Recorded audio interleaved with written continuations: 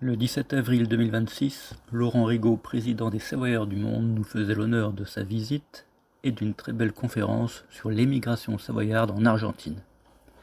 En effet, à partir des années 1850, les Savoyards qui ne possédaient ici que quelques hectares de terre, raides et caillouteuses, partaient obtenir en Argentine, pour quelques milliers de francs, des dizaines, voire des centaines d'hectares de belles terres propices à l'agriculture, notamment à San José pour ce qui concerne nos émigrés marcherus.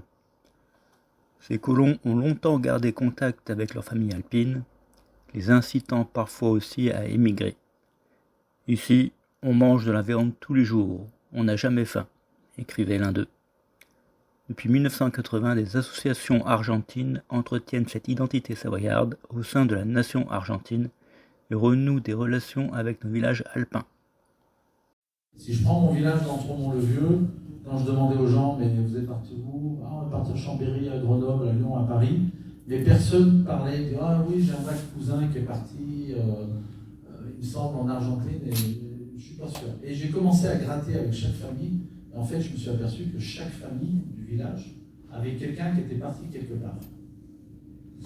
Et je me suis dit, c'est pas possible qu'on enterre cette histoire, parce qu'on oublie, les gens oublient. Et donc, j'ai commencé donc, avec mon village, j'ai commencé après on a écrit un livre il y a 2 ans, donc celui-ci que vous verrez à l'entrée, sur toutes les histoires d'associations savoyardes en France et dans le monde.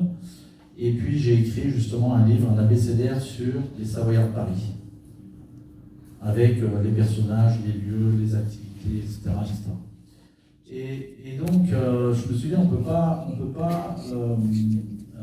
ne pas parler de l'émigration. Il n'y a pas de honte à émigrer.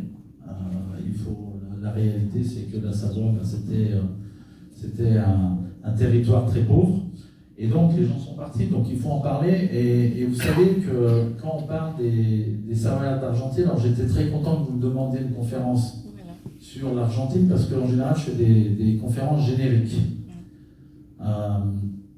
Et je suis très attaché à l'Argentine, parce que j'ai beaucoup de relations avec les descendants de Savoyards en Argentine. Et donc, l'Argentine, si vous regardez, c'est qu'à partir de 1980 que des Argentins descendants de Savoyards vont toquer aux portes des mairies, en Maurienne et dans le Chablais, pour dire « mais moi, je m'appelle Maxime, moi je m'appelle Favre, moi je m'appelle Rougier, mes grands-parents viennent d'ici ». Et il a fallu qu'on aille voir les anciens du village pour dire ah bah oui, mon grand-père m'avait dit que... Mais ils avaient totalement perdu les contacts. Et c'est grâce aux Argentins qu'aujourd'hui, on a pu faire tout ce qui a été fait.